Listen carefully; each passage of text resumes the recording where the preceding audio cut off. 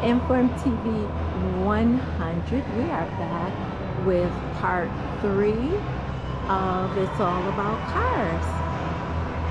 So I want to re-highlight this vehicle because may not have gotten all the information on this 1950 Lincoln Bubble Top. This vehicle is the presidential car, a presidential car, and it was used by Dwight Eisenhower. Also, it was also a spare car to Lyndon B.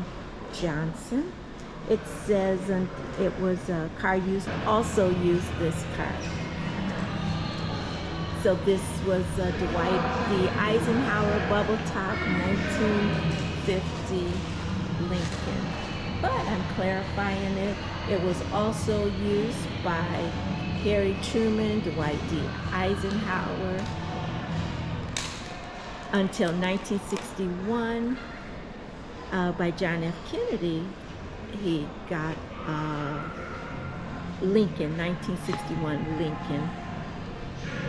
The plexiglass bubble top over the back seat was a factor in this highlight of this vehicle. The folding bug shield to protect the president's face when standing during parades. This was called the bubble top Lincoln.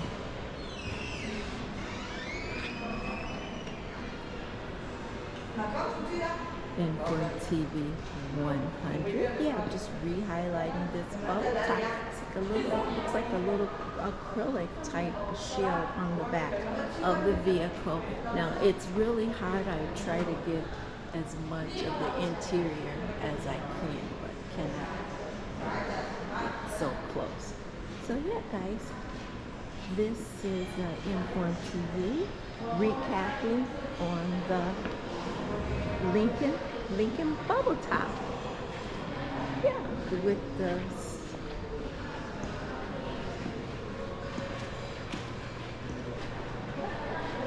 this was 1950. So we're going to move on to some other vehicles. This is Informtv 100 at the Henry Ford Museum, and this is a recap of a presidential vehicle, the Sunshine, which was on the previous video, and we didn't. This was a presidential vehicle. This was, or is, this is a 1902 Brougham. President Theodore Roosevelt was not fond of automobiles and rarely used them. He preferred the old-fashioned style of the horse-drawn carriage for public parades. In this luxury Brougham, 2 passengers could sit in privacy. This was the vehicle, and this was the presidential car for Teddy Roosevelt. 1902 Brougham. Large glass front window for the passengers to see out. The bench seat at the front was for the coachman.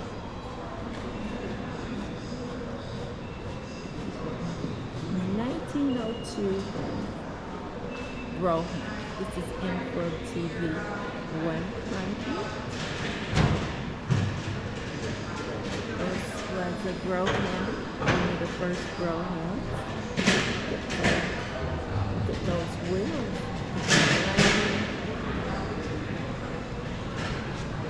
This is the presidential vehicle. They didn't have the presidential seal on it at that time. It's called the Circa 1902. This is an early program. 2 passengers could sit inside, and then the coachman or the person who was in charge of the driving the vehicle. This is Informtv 100. So we are going to go on a couple of more vehicles on part 3. This is part 3 of our series. It's all about cars. This was the DeSoto, which we saw in 1957. DeSoto, which we saw, the DeSoto hardtop. And we can review a couple of the cute ones that we saw. This was a sportsman vehicle. What I wanted to do, guys, is to try to get a little bit of the interior.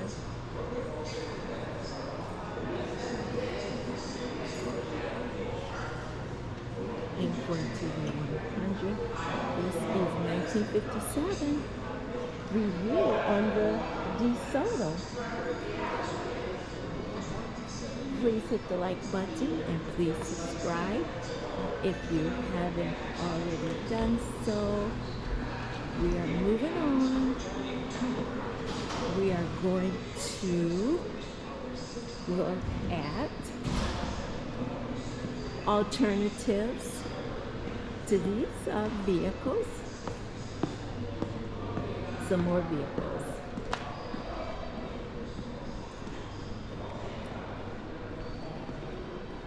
This was an electric tricycle. 1896 electric tricycle. An electric car pioneer loses his faith. Riker believed in electric vehicles. He built an electric tricycle as a teenager. He started a company that made electric motors and generators. From 1897 to 1899, this was called an electric tricycle. Let's see.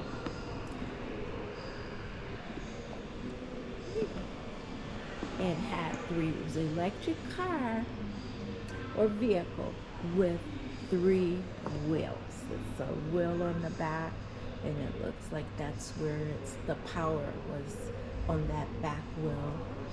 A little light on it. And guys, Goodyear tires on this vehicle. So, moving on.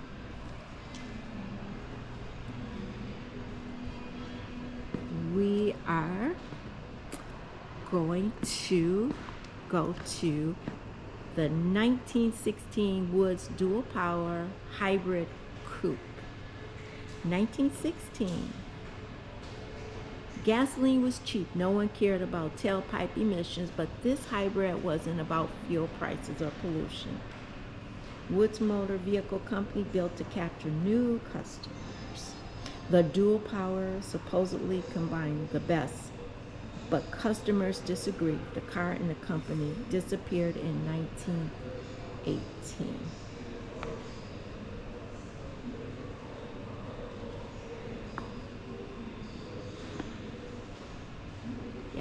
They said that the electric vehicles failed during the early 1900s because gasoline was so cheap.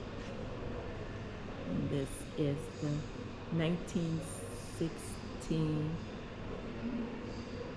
Woods dual power, gasoline and electric. So they were trying to perfect the vehicles and the cars in the early part of the 1900s.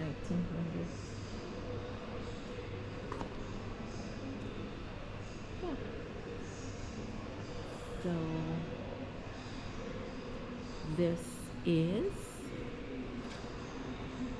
1907 Model G.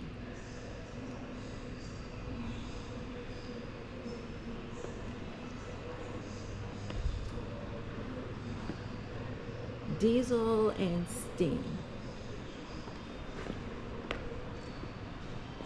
Rockefeller owned this.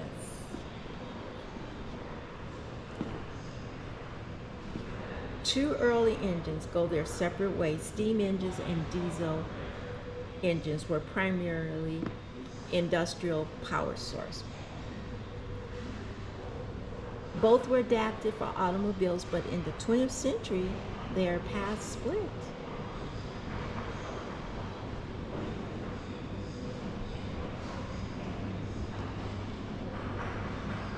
Steam engines, the first cars were steam powered.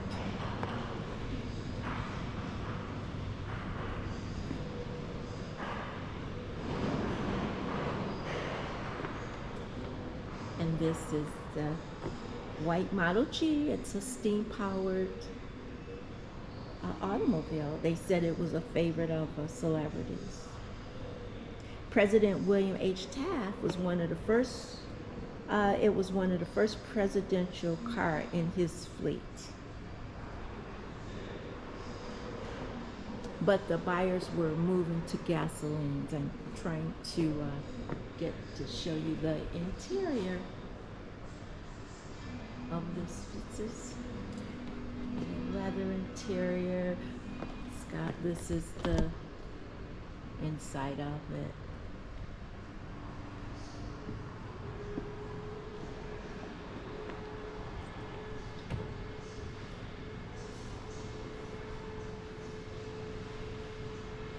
This is Informtv100, and we are completing episode part 3 of It's All About Cars and this 1963 sedan.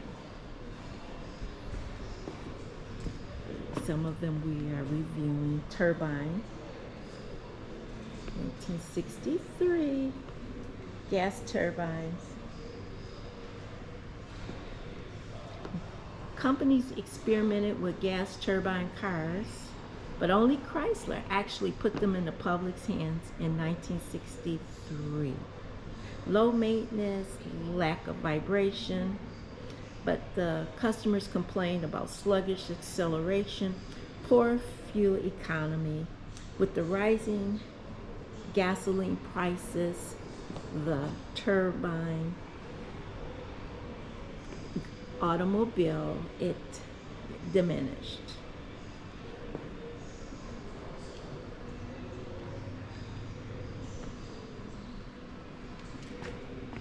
Informtv100, that's the turbine.